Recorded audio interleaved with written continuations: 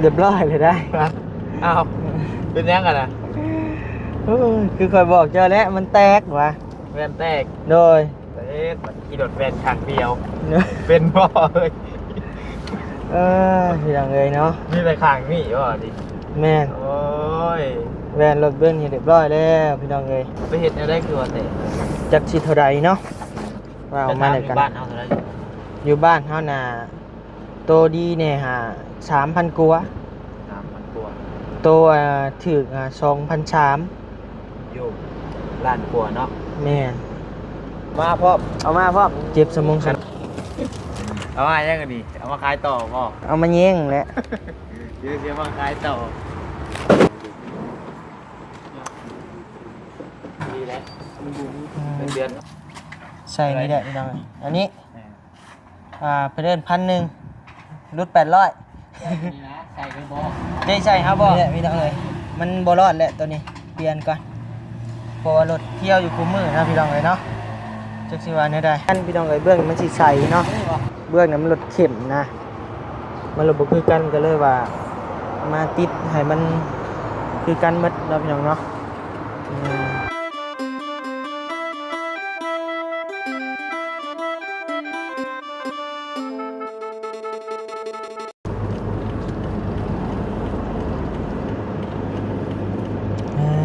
พี่น้องเอ้ยเนาะใช่เท่านี้ ใช้แว่นน้ำตุ่นได้ไหมครับ เรียบร้อยเลยได้ อ้าวเป็นยังกันนะ คือคอยบอกเจ้าแล้วมันแตกว่ะ แว่นแตก โดย เอ๊ะมันขี่รถแว่นข้างเดียว เป็นบ่เลย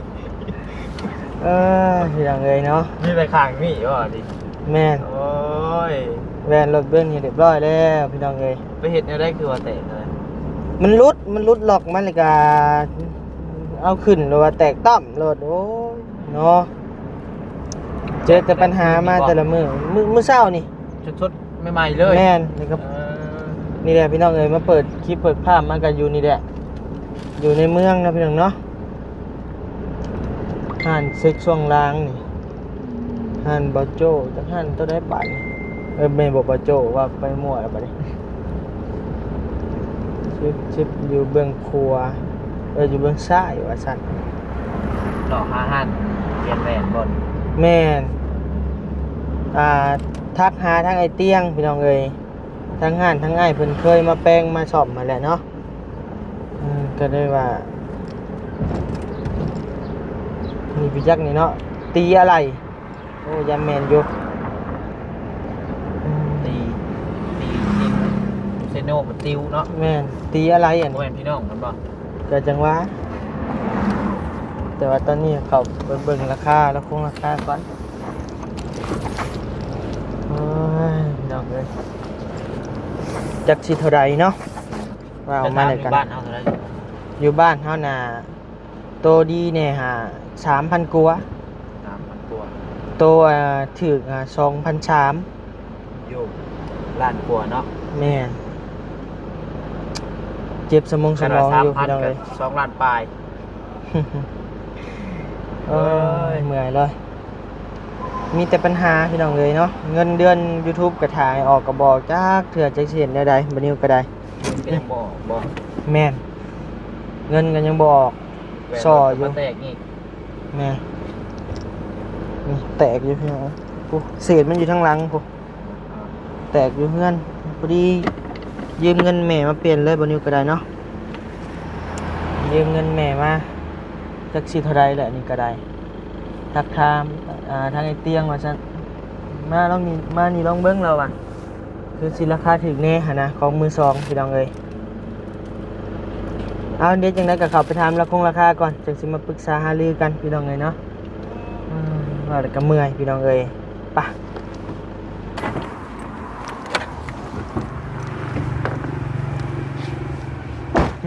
เอ้าครูเหนื่อยรถ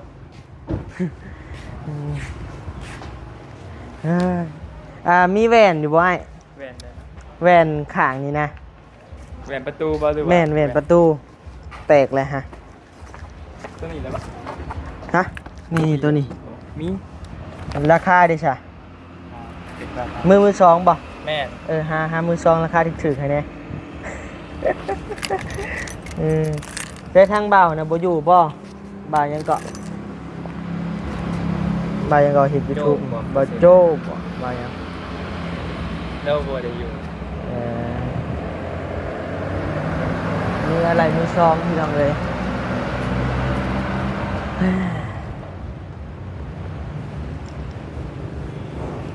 เบิ่งเวรยังค่าอยู่เลย ยังคาอยู่เดี๋ยวนี่เศษมันนี่ เอามาพร้อม เอามาพ่อม เอามายังกันดิเอามาขายต่อพ่อ เอามาเย้งแหละ เดี๋ยวเสียมาขายต่อ อุกใจอยู่เงินคำแห่งบ่มี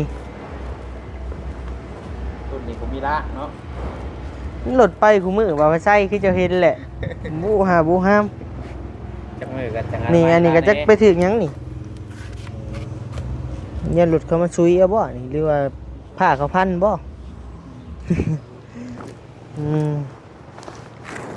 เอาเดี๋ยวโจ้เบิ่งก่อนพี่น้องเอ้ยเบิ่งราคาก่อนเนาะโอ้ยพี่น้องเอ้ยเนาะมีฮอตกระบะแล็ปตอกแล็ปเตอร์พี่น้องเอ้ยเอามาง่ายสิรถบ่ดิ้วเป็นหยังเนาะ เป็นแล็ปโก้ แล็ปโก้อ่ะเอ้ย ก็สิงงเลยเนาะหลังกดเดินแรปเตอร์หน้าผลวิโก้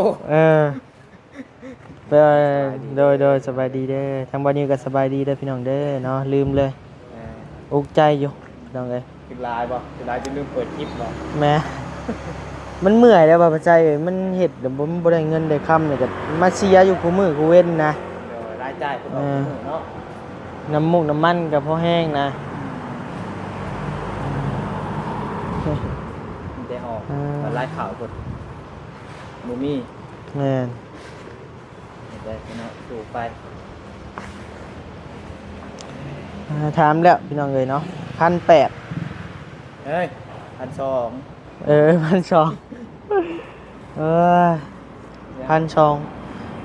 1,2001,200 บาทพี่น้องเอ้ย เป็นแบรนด์มือสองเนาะ แม่น มือสองภาษาหมูหูแล้วเด็กทำยังดีกัน มันยังดีเดี๋ยวก็ใช่นะ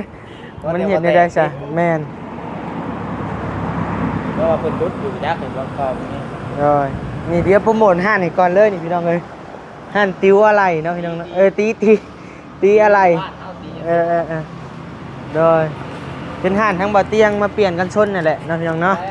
ได้แต่1,100 บาท โอ้ย1,100เดียวก็ได้ 1,000ถ้วนเนาะ ได้แต่1,100 เปลี่ยนเลยก็ได้เอาขึ้นมาเทิงบ่รถเจ้าขับมาเลยก็ได้มีบอกกันชนมาไหน กันชนนี้ เท่าใดใช้ยังดีอยู่บ่ ตัวใหม่เลยครับ ฮะ ตัวใหม่ ตัวใหม่บ่ บอสตัวนี้มือสองกันชนตัวใหม่ โอ้ใช่อ่ะ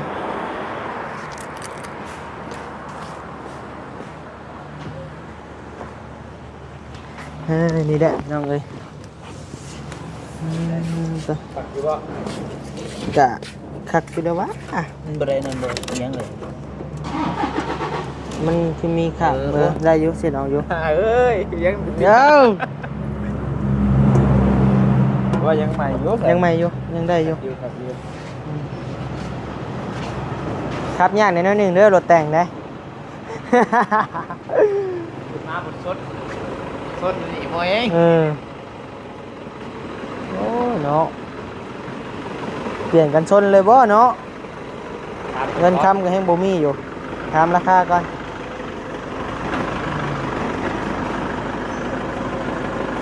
ย่างก็ได้ กันเปลี่ยนยางดีกว่าจ้ะเว้ย พอมันไปได้ติ กันชนใช่กว่านั่นได้ลองตาม เท่าได้นี่ไอ้ ตัวนี้1,300 บาท 1,300 บาทเฮ็ดซีให้เลย บอกเฮดซีเพิ่มอีก1,500 เฮ็ดซีเพิ่มอีกบ่เออ เบ็ดก็ได้ที่ มันลดขี้ได้ติเฮ้ยมือสองบ่มีบ่ไอ้ บ่มีปี 1,300 บาทพี่น้องไงเฮ็ดซีอีกเพิ่มอีก1,500 ก็มีปัญหาเพื่อเป็นปัญหา แล้วเพิ่มอีก1,500 ก็มีปัญหานี่เป็น2,500 2,800 แม่นยาแหละใส่อีเท่านี่แหละไปก่อนพี่น้องเอ้ยเออเฮ็ดได้ซะนะ นี่นะเวทีผมบ่ได้นี่เนาะ เวทีรถบ่งามอีกอ่ะอืม เนี่ยนับสีดำเลยเด้ บ่คักปานใดเด้อืมเปลี่ยนแว่นก่อนพี่น้องเอ้ย อันอยู่นี่แป้งหน้าเป็นแซมได้อยู่บ่อ้าย ก็ เท่าใดมีราคาอยู่บ่ เกือบเลยอยู่ อะไรมือสองก็ได้บ่มีมือสองมือหนึงอีก นี่ก็ตู้มือสองของไทย เออเดี๋ยวเช็คราคาให้แน่ ที่เด็ดสอด ฮะอะไรเกาะ ตู้เลย มันเป็นยังเกาะ สอด มันช็อตเอามันคือช็อตเอาว่าไปใช่ใช่ เป็นมันตีมันเล็ก แมนอันไฟฟ้าสถิตบ่บ่ช็อตดิ แล้วปิดโดดกับสอดใช้ระบบ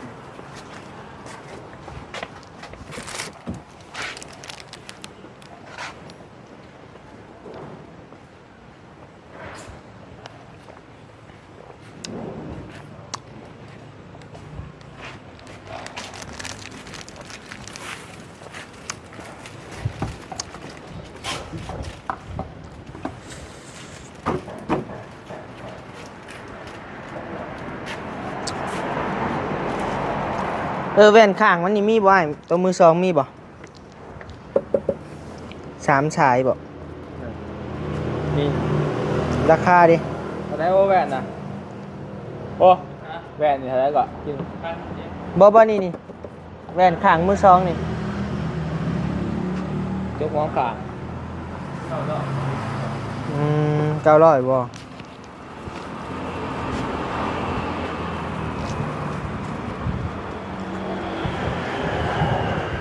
เดือนนี้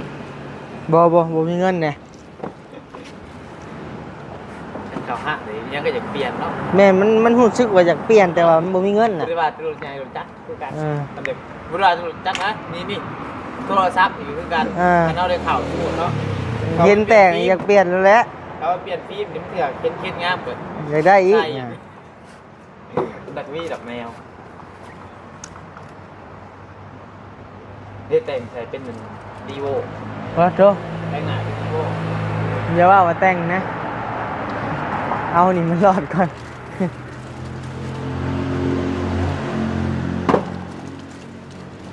คู่เหนื่อยรอดมื้อเช้านี่โอ้ย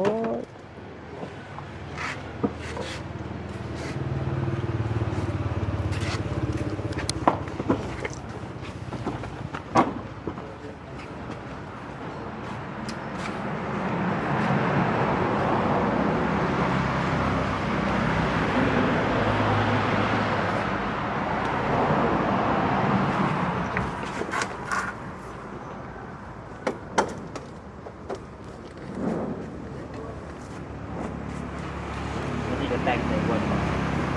บ่ได้หมดมันเลย แต่ง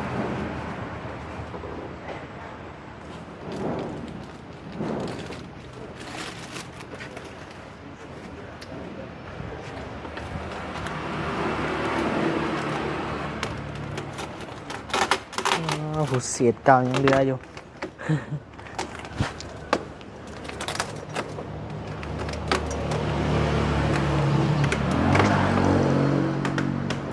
ประมาณสัก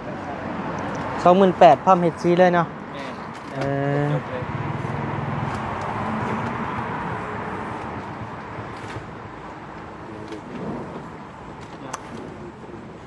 ดีแล้วเงินเดือนออก โอ้เศร้า รีเบิร์สเงินเดือนที่หามาหา6 เดือน 7 เดือนแหละ 7 เดือนแหละรีเบิร์สเกือบพอ จากมันสิออกหรือบ่ออกอุกใจอยู่นี่ เงินยังบ่ได้อีก เออ จะเก็บไปเลย แจ็คสีเนี่ยได้พี่น้อง เงิ เอ้ น ย เดือ จั น ก เกือบมีมาใส่รถไว้ แม่ทางมันนิ้วก็หมดแหละจากเนี่ยได้จักสิไปต่อหรือพอซำนี้พี่น้องเอ้ยอุกใจแฮงแหละ ที่ว่าเห็ดมามันได้โจกตลอดนะบอกใจยืมแม่ก็จักว่ามืดจะกี่ล้านแหละ กันเหรอ อ่า ยังบ่ได้เงิน ช่องเจ้าได้เลยบ่ โดนได้แล้ว เรียบร้อยตี แม่นมัดลงคลิปมื้อเช้านี่ เงินเดือนออกเอามายืมเลยเด้อ นะ เงินเดือนออกยืมไงจัก5-6 ล้าน หา6 ล้านโอ้ยมันหมดบ่พอเกินกี่ได้100เดียวได้หลายกูหมู่ก็สิให้อยู่เนาะได้100เดียวเลยเนาะจุกคนค่าน้ำมันก็เดือนกี่ข่อยไปลงคลิปเด้เนาะ rồi thế bà phải xây cái liêng này mưa này liêng mi sân phía trong này cà phê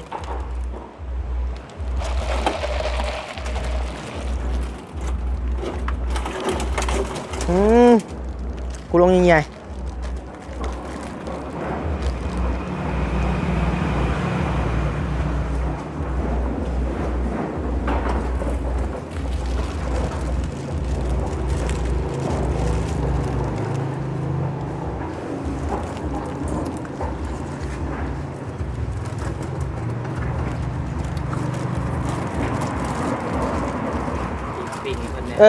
anh cho mi phim tít bài ฟิล์มบ่ mẹ ฟิล์มติดข้างกัน ồ ก็ละปิดครับ เพิ่นติดอ้อมคันน่ะเท่าใดก็ฮู้พอฮู้บ่ บ้านหนึ่ง300บ่หรือ600 โอ้บ้านเดียวนี่บ่พอติดอยู่ซั่นน่ะถามอยู่ซิโน่น่ะ2,000กว่า โอ้เท่าไหร่3-4-12มันบ่ก็ 3 39อันนี้มันติดบ่ นี่มันดำเลยดิ 339หมดพันกันว่า300เนาะ แม่น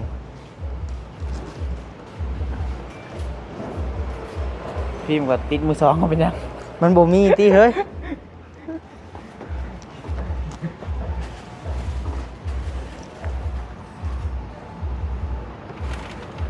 เนี่ยไปใส่มือหนึ่งอยู่ซิโน่เดี๋ยวแห้งจุกนักเครื่องเลย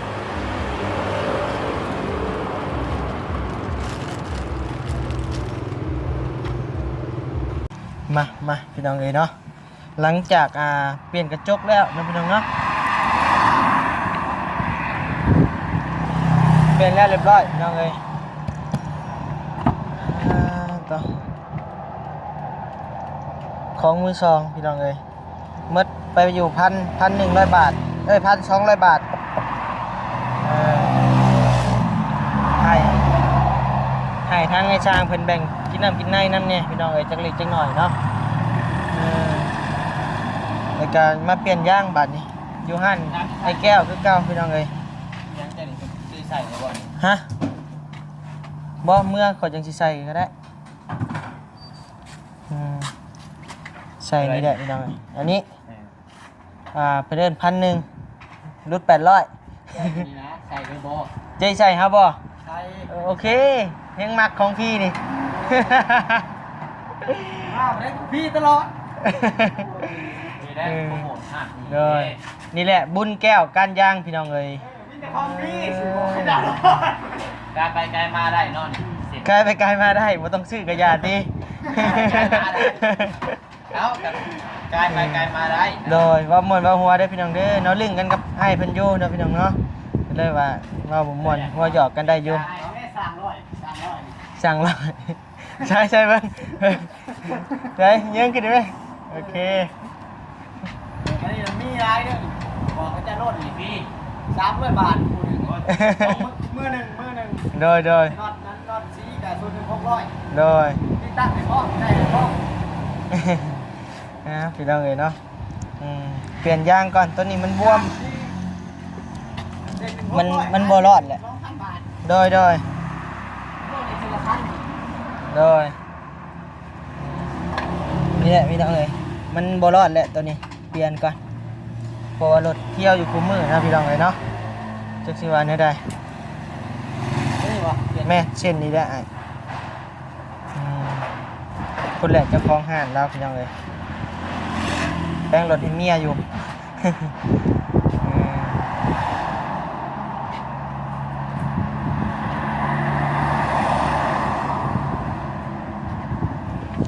ป้ายกับสิฮักเลย ใช่ก็สร้างช่วงล่างนะ สร้างช่องทางแป้งรถให้เมียบ่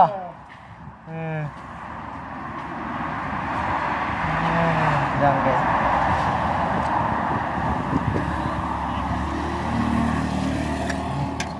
เดี๋ยวใส่กับเบรกตัวนี้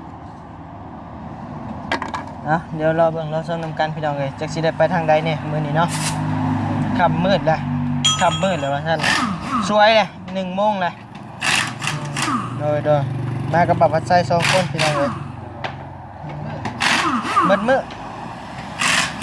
ล้วทำกัน โดย เบิ่งจริง โดย แมวเทพก่อนใส่ผ้าครับ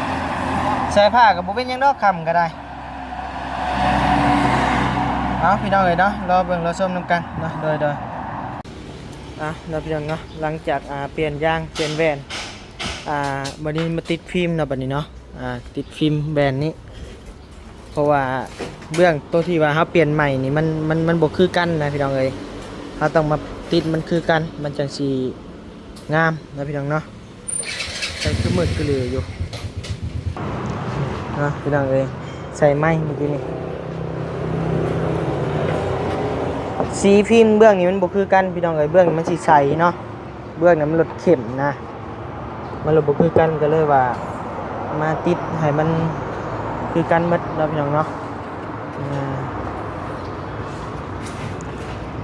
หมดแต่เงินแต่คำพี่น้องเอ้ยจักสิว่าแนวใด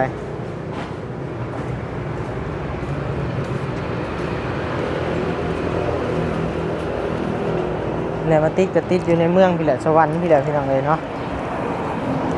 ใกล้กับไอเต็กแหละพี่น้องเอ้ย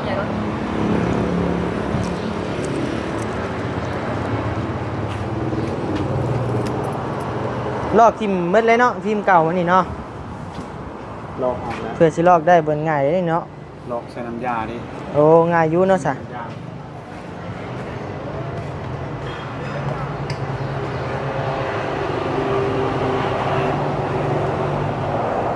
แป้งมันพี่น้องเอ้ยเนาะ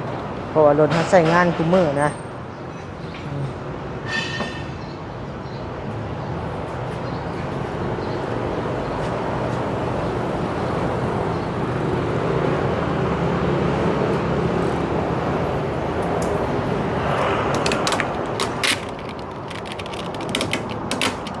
พี่มันเบอร์ยังนี่ไอ้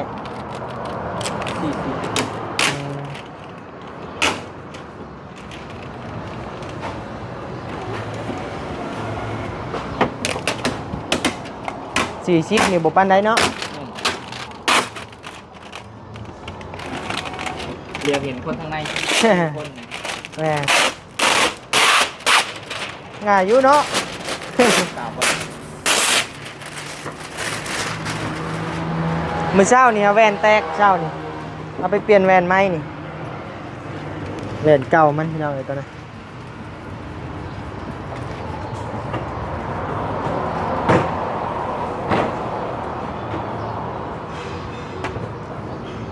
หักลง100เด้อค่ะใส่กระดาษทิชชู่ทิชชู่แล้วได้ดิ เอาขึ้นมาทิชชู่เฮา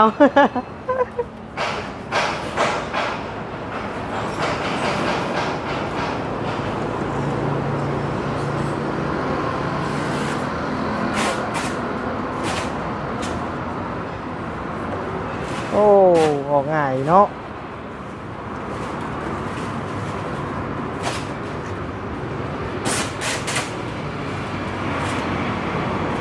ประมาณ1 ชั่วโมงเพิ่นว่าแล้ว สร้างบ้านหน้าเลย ชาบ้านหน้าบ่ ต้องไปเป่า ประกันเผาประกันภัยก็ได้อันเอาออกหมดเลยเนาะเดี๋ยวเลย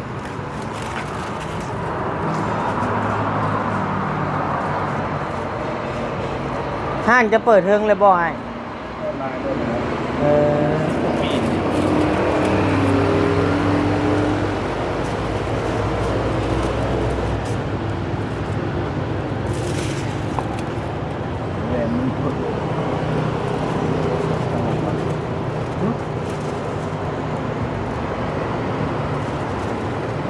อันเจ้า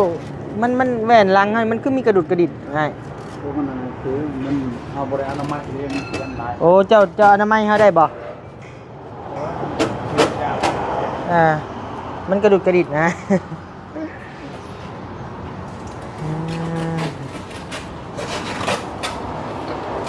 เอาเนาะพี่น้องเลยเดี๋ยวถ่าเบิ่งเพิ่นแล้วก่อน